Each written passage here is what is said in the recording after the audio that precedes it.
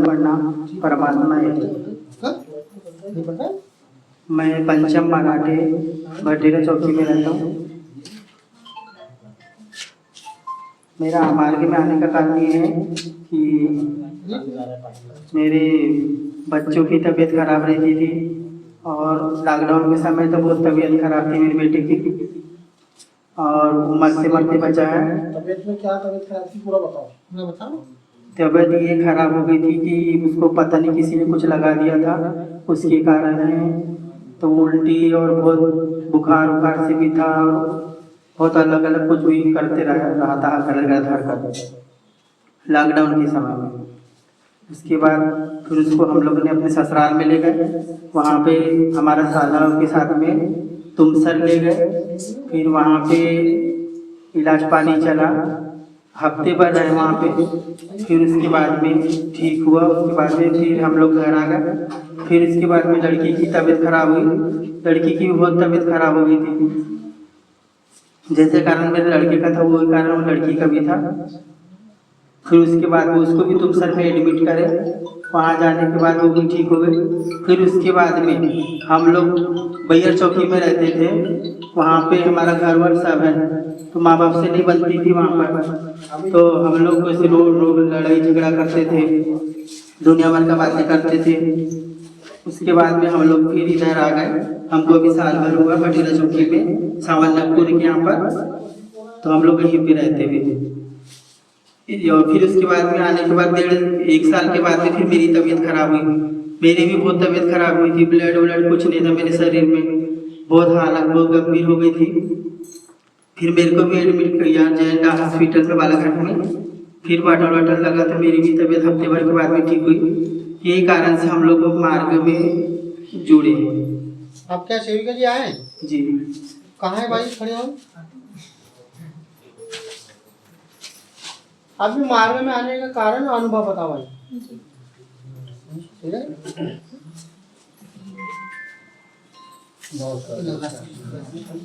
भगवान बाबा हनुमान जी को प्रणाम, महात्यागी बाबा शंकर जी को प्रणाम। परमात्मा एक।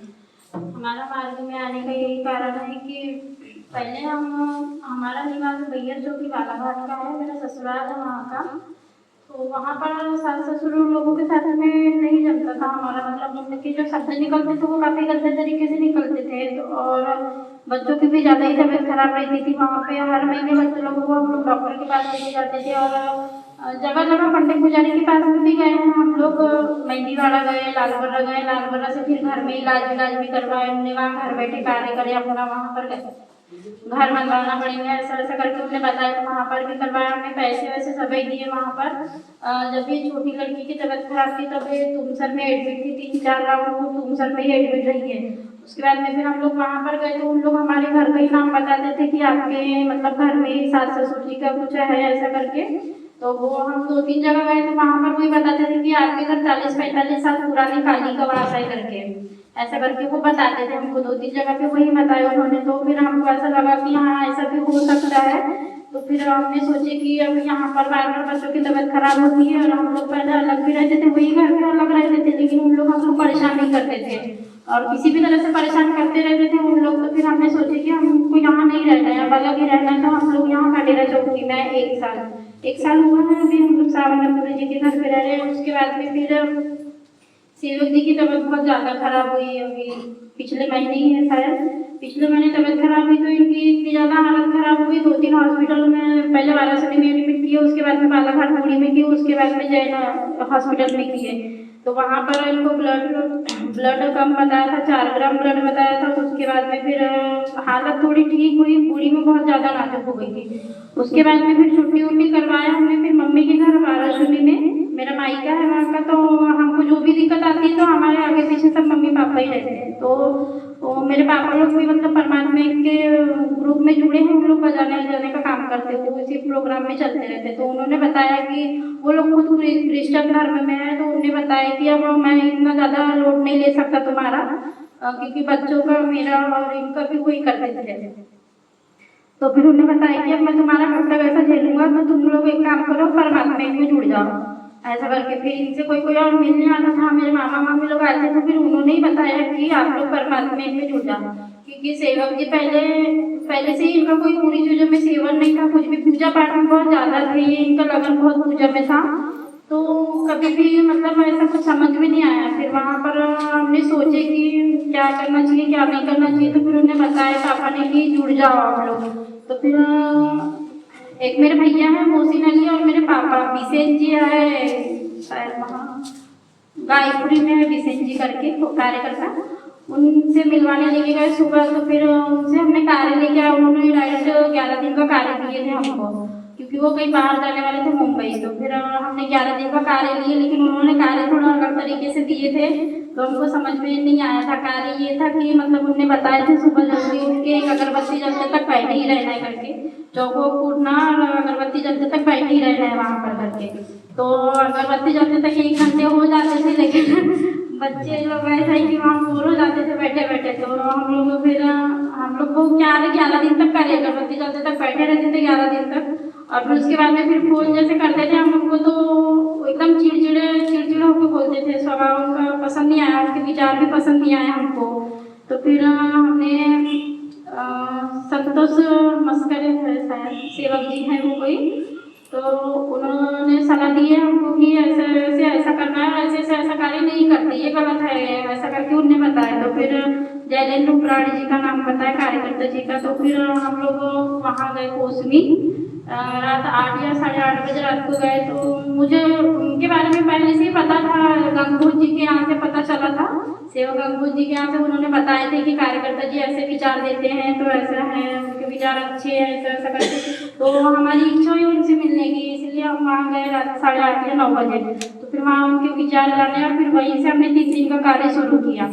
3 दिन का कार्य शुरू किया तो 3 दिन के कार्य में अनुभव ये मिला कि घर में मतलब ये तो पीते खाते नहीं थे, कुछ भी नहीं था इनका, लेकिन उसके बाद में भी घर में चिड़चिड़ापन रहता था। हम दोनों के बीच में नोक-झोंक होती रहती थी, कई बच्चों के ऊपर से, मेरे ऊपर से या इनके ऊपर से। तो उसके बाद में फिर जैसे हमने 3 दिन का कार्य दिए, वहाँ से फिर हम लोग बहुत अच्छा लगने लगा, घर में शांति भी मिली और तबीयत में सुधार भी आया, बच्चे में भी सुधार आया, दोनों में बहुत अच्छा लगा। मार्ग कैसा लगता है? मार्ग बहुत अच्छा लगता है, ऐसा लगता है कि हमको पहले से जुड़ना था, पहले से। हाँ। और इसमें मतलब इससे पहले जब हम लोग अनेक में थे तो उसमें हमको कुछ ऐसा समझ में नहीं आया कि हमने इतने साल तक उनकी पूजा पाठ मतलब बहुत अच्छे से करे, दिल दिमाग सब से करे पूजा पाठ, सब चीज़ ये करते थे, लेकिन कुछ हमको उसमें ऐसा कुछ शांति नहीं मिली हमको, इतना इसमें शांति मिला, सुख मिला हर चीज़ से। नमस्कार।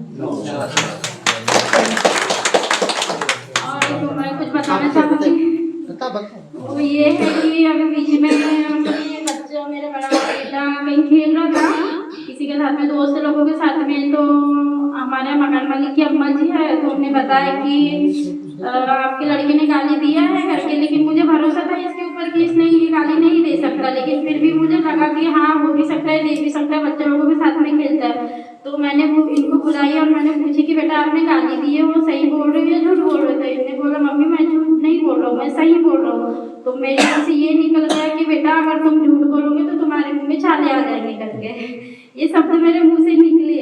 और फिर 2-3 घंटों के बाद ऐसे ही मेरे मुँह में एकदम अचानक से छाले वाले सब आ गए, छाले आ गए। फिर मैं खाना ही नहीं खा पाई, 2-3 दिन से मेरा खाना नहीं चला। फिर मैंने कार्यकर्ता जी को बताई, कार्यकर्ता जी ने बोले कि आप क्षमा मांगो, ऐसा शब्द नहीं निकालना था आपको अपने परिवार के बारे में करके। तो फिर मैंने क्षमा मांगी, लेकिन फिर उन्होंने बोले कि सेवक जी से भी माफ़ी मांगो, आप छोटे सेवक जी। और मैं फिर प्रणाम करके सेवक जी से माफ़ी मांगी, लेकिन सेवक जी मेरे से दूर दूर ही जाते रहे कि मैं आपको माफ़ नहीं करूँगा करके, आपको क्षमा नहीं करूँगा, मम्मी मैं सही बोल रहा था, आपने मेरी सुने नहीं करके। तो उसके बाद में फिर कार्यकर्ता जी आए हम दूसरे दिन वहाँ पर, फिर उन्होंने बताया कि बेटा आप अपनी मम्मी को क्षमा कर दो ऐसे ऐसे।